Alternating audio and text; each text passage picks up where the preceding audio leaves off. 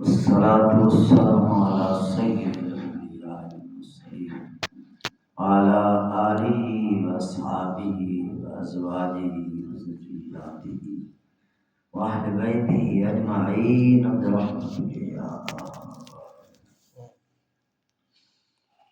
میرے عزت مآب، فضیلت مآب، قابل صد احترام دوستو، بزرگوں، بھائیو، عزیزو،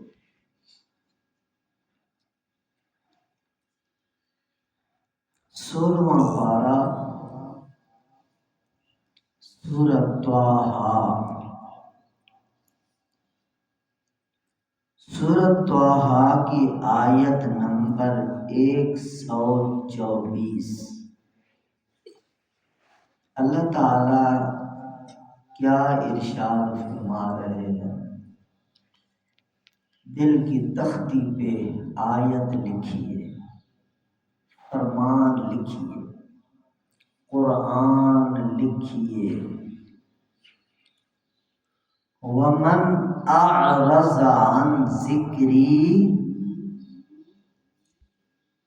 جس بندے نے میری یاد سے منہ موڑ لیا، اعرض عن ذکری، میرے ذکر سے، میری یاد سے، میرے قرآن سے، میرے پیغام سے، میرے نبی علیہ السلام سے منہ موڑ لیا۔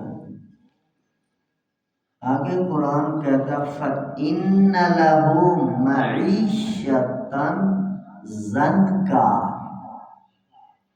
ہم اس بندے کی زندگی کو تنگ کر دیں گے، اس کو بے آرام کر دیں گے، اس کو بے چین کر دیں گے۔ بے شک مال و اسباب کے ڈھیر ہوں گے، مگر مال اسباب جس مقصد کے لیے حاصل کیا جاتا ہے سکون، وہ انہیں نہیں ملے گا۔ معیشت ضنکا، ان کی زندگی تنگ کر دیں گے۔ اور آگے قرآن کہتا ہے وَنَحْشُرُهُ يَوْمَ الْقِيَامَةِ أَعْمَى، ایسے بندوں کو قیامت والے دن ہم اندھا کر کے اٹھائیں گے۔ قال ربی،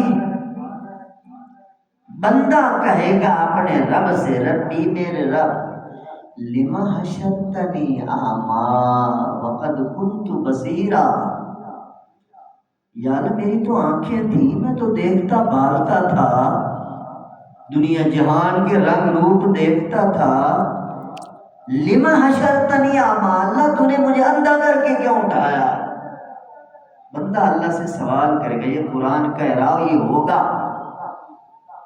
لما حشرتنی اعمیٰ وقد کنت بصیرا، میں تو دیکھنے والا تھا۔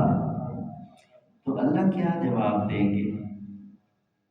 قال، اللہ فرمائیں گے کذالک اتتک آیاتنا فنسیتہا وکذالک اليوم تنسی، میری آیات، میری ہدایات، میرا قرآن، میرے نبی کا فرمان تیرے سامنے آیا اور تو نے کیا کیا؟ اندھا۔ قرآن کیا کہہ رہا ہے؟ اندھا۔ حدیث کیا کہہ رہی ہے؟ اندھا، نہیں سننا چاہتا قرآن کو، اندھا، نہیں سننا چاہتا حدیث کو، اندھا۔ تو اللہ فرماتے ہیں تو دنیا میں میرے قرآن، میرے نبی کی حدیث سے اندھا بنا رہا، اس لیے تمہیں آج میں نے اندھا کر کے اٹھایا۔ اور وَكَذَلِكَ نَجْزِي، آگے اگلی آیت میں اللہ فرماتا ہے وَكَذَلِكَ نَجْزِي مَنْ أَسْرَفَ وَلَمْ يُؤْمِنْ بِآيَاتِ رَبِّهِ، حد کراس کرنے والے کے ساتھ۔ حد کراس کرنے کا کیا مطلب؟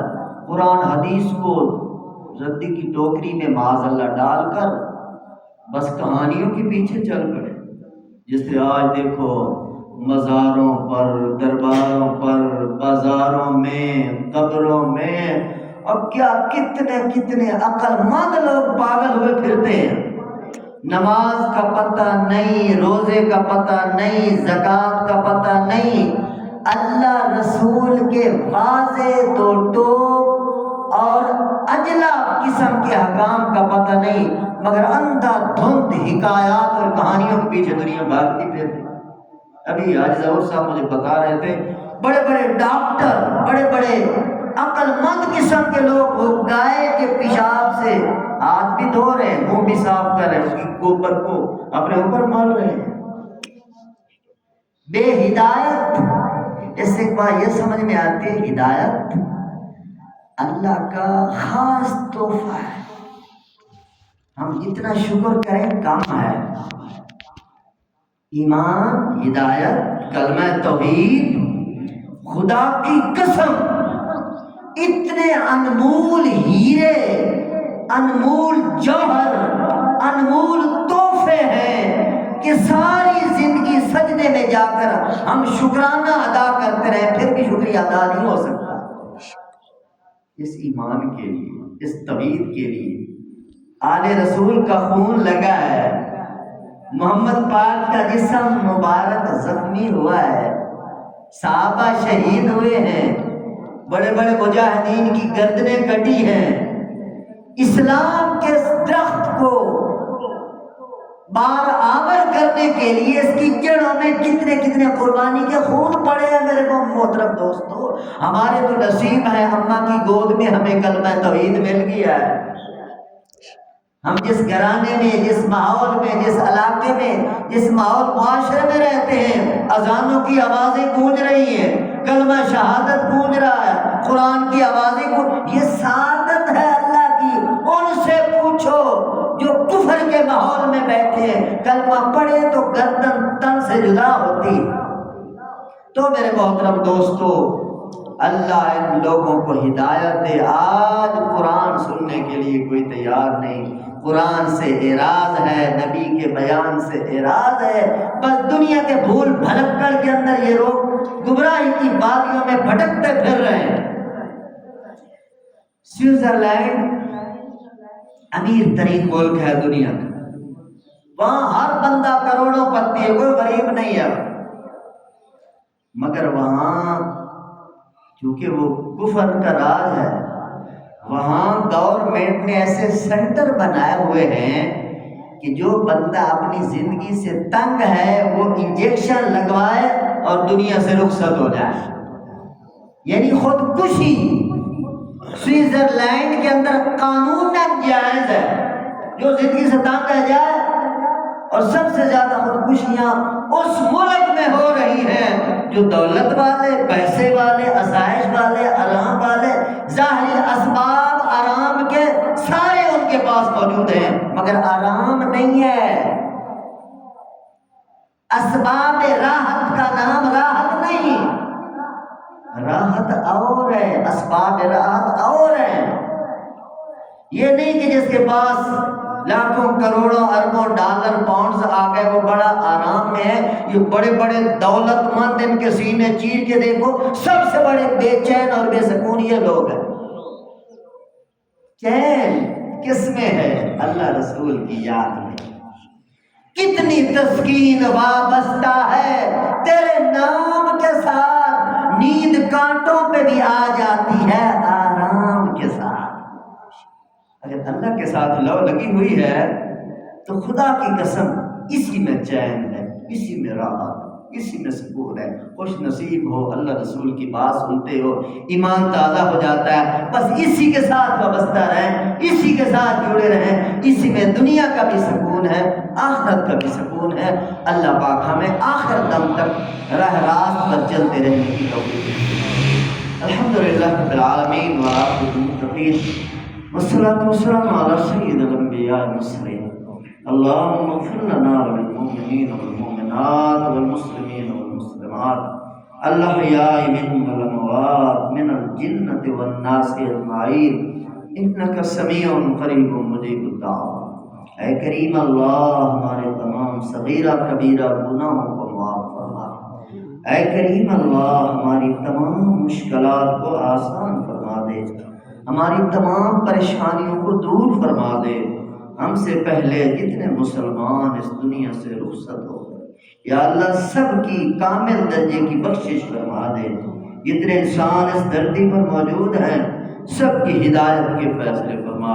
اے مولا کریم، اسلام آباد کی دھرتی پر وطن عزیز پاکستان میں جو امن مذاکرات کی ٹیبل سجائی گئی ہے، یا اللہ اس کو خیر و عافیت کے ساتھ پایہ تکمیل تک پہنچا دے۔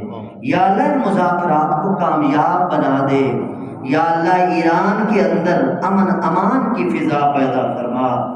یا اللہ پاکستان کے اندر بلکہ پوری دنیا کے اندر یا اللہ امن امان کی فضا پیدا فرما۔ دکھی لوگوں کے دکھوں کو دور فرما، پریشان حال لوگوں کی پریشانیوں کو دور فرما۔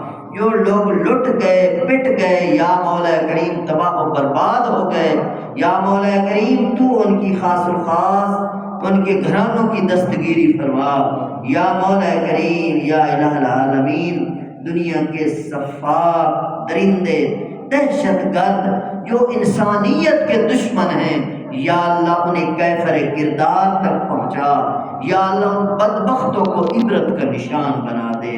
یا اللہ ہمارے ملک پاکستان کے تو نے بڑی عزت بخشی ہے، یا اللہ اس عزت کو سلامت رکھنا، امن و امان کے ساتھ ان مذاکرات کو پایا تکمیل تک پہنچا۔ ہر قسم کی دہشت گردی سے، ہر قسم کی بدامنی سے، ہر قسم کے فسادات سے، ہر قسم کی شرارتوں سے یا اللہ اس معاہدے کی حفاظت فرما، ان مذاکرات کی حفاظت فرما۔ اللہم ربنا تقبل منا انک انت السمیع العلیم وتب علینا انک انت التواب الرحیم، وصلی اللہ تعالی علی خیر خلقہ محمد وآلہ وصحبہ اجمعین۔